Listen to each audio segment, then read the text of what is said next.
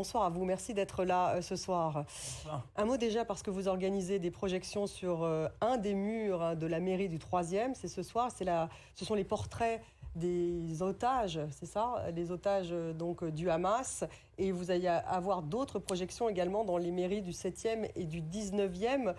Pourquoi? Tout simplement pour éveiller les consciences et les cœurs des Français au destin des otages. C'est une question qui n'est pas politique, c'est une question qui est humanitaire, tout simplement.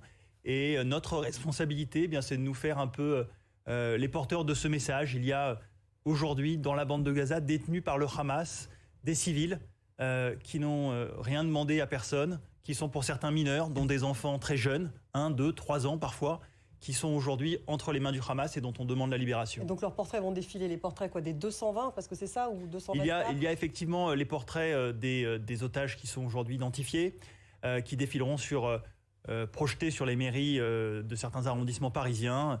Et nous ferons ça régulièrement, aussi longtemps que nécessaire, pour maintenir cette conscience éveillée, parce que l'actualité passe, on a tendance à se réfugier entre guillemets derrière les chiffres des otages, un chiffre important, plus de 200. Mais derrière ces chiffres, il y a des noms et des visages, et c'est l'objectif de cette opération. Vous êtes en relation avec les familles françaises, on parle de 9 disparus. J'étais en Israël en début de semaine, j'ai pu rencontrer un certain nombre de familles françaises d'otages, de familles aussi françaises de personnes qui sont décédées dans ces attaques. Il y a une vraie attente par rapport à la France pour elles, parce que elles savent qu'en France, nous avons la tradition de nous battre pour récupérer tous nos otages. Nous avons toujours mis la libération des otages français. Elles ont ce sentiment, elles, vraiment, que la France se bat pour cela? Le président de la République les a rencontrées lors de son passage en Israël. Elles ont été, je crois, très touchées des mots qu'il a pu employer.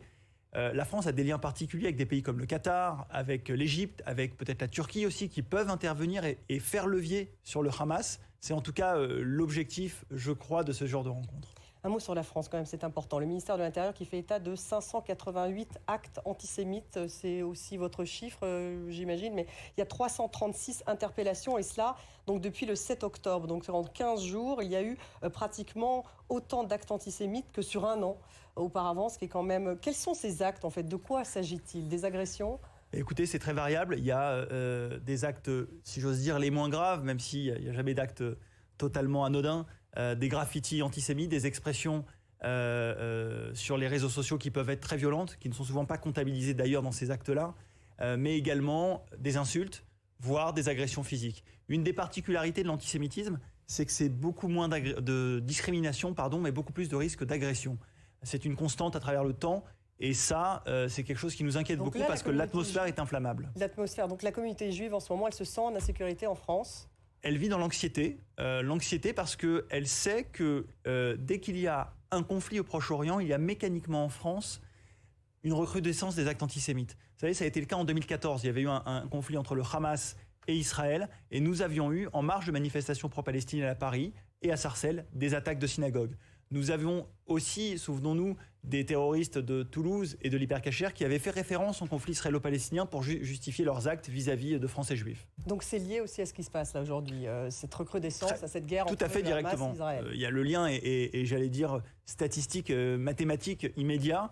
Nous avons un déclenchement qui se fait d'ailleurs pas tant sur les images de Gaza que sur les images de la tuerie de départ. Autrement dit, c'est l'antisémitisme qui déclenche derrière encore plus d'antisémitisme, au lieu de déclencher, comme on aurait pu l'imaginer, de la sympathie ou de l'empathie. Vous avez l'impression que les tensions sont plus fortes aujourd'hui entre les communautés en France? Il y a plus de tensions, mais je vous avoue que je me refuse toujours au vocable de tensions intercommunautaires, parce que ce que nous constatons, ce sont une recrudescence des actes antisémites. Il n'y a pas de juifs qui vont aujourd'hui agresser qui que ce soit au nom de l'identification à la cause d'Israël. Alors qu'aujourd'hui, malheureusement, l'identification dévoyée, je le précise, à la cause palestinienne produit des actes antisémites. Certains retirent la mezouza. Vous avez entendu ce type de témoignage? Oui, leur porte, ou vous décidez de ne plus porter la kippa? Vous leur dites d'être prudent, de justement ne plus porter la kippa ou d'enlever la mezouza? C'est une décision qui appartient à chacun en fonction évidemment de son évaluation, de son risque personnel. Mais je connais des familles qui ont fait le choix de retirer la mezouza de leur porte. Je connais des personnes qui aujourd'hui font attention avant de monter dans un Uber. Je connais des gens qui sont discrets, qui changent leur nom sur un certain nombre d'applications, par exemple, pour ne plus être identifiés comme juifs. C'est une réalité. Alors, elle peut être rationnelle ou irrationnelle, peu importe, aujourd'hui, ce sentiment d'insécurité pour les Français juifs est réel. Et ça, c'est quelque chose qui nous pose problème parce que c'est un problème français, là. Ce n'est plus le problème israélo-palestinien, c'est un problème français que la France doit traiter en tant que tel. Et justement, est-ce qu'elle le traite bien, ce problème? Il y a effectivement une protection beaucoup plus forte, manifestement, depuis le 7 octobre des synagogues, mais la guerre, manifestement, risque de durer. Est-ce qu'il faut cette protection en permanence? C'est malheureusement une des particularités de la vie juive en France, c'est qu'aujourd'hui, si vous allez déposer vos enfants dans une école juive le matin, eh bien vous vous rendez compte qu'une école juive, ça ressemble beaucoup à un bunker avec des murs pour protéger des agressions potentielles. C'est ça auquel on a dû arriver malheureusement pour assurer la vie juive depuis une vingtaine d'années en France. Alors évidemment, dans le contexte actuel, on est d'autant plus prudent. Il faut des mesures renforcées de sécurité avec la mobilisation des forces publiques. Il faut qu'elles durent bien sûr aussi longtemps que durent les menaces, mais c'est aussi une culture de la vigilance qui doit être partagée le plus largement possible. Le recteur de la Grande Mosquée de Paris a parlé d'un antisémitisme rampant chez nos confrères de BFM. Il était avec Haïm Corsia, ils étaient ensemble pendant cette interview. Et il a dit même qu'il voulait faire de l'antisémitisme une grande cause nationale. Haïm Corsia a dit la même chose. Est-ce qu'il faudrait prendre ce type d'initiative? Oui, ce serait formidable. Et je veux saluer effectivement ces propos de Shemseddin Hafiz, le recteur de la Grande Mosquée de Paris, sur l'antisémitisme.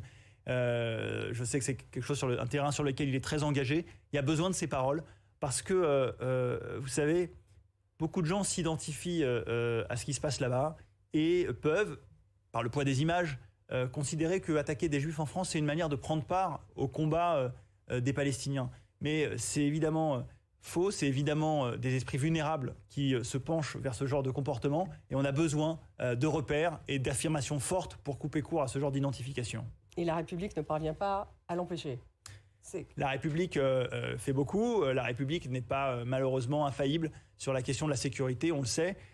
Le sujet de l'islamisme, on l'a vu, a tué également un professeur récemment à Arras, de manière indirectement liée aussi à ce conflit, puisque c'était le jour de l'appel au djihad lancé par le Hamas ce fameux vendredi. Donc il y a toute une série de conséquences en cascade qui nous concernent tous en France et sur lesquelles il va falloir que nous soyons engagés et vigilants. Merci beaucoup d'avoir été avec nous ce soir. Merci. Yonatan Arfi, président du CRIF. Merci à vous tous.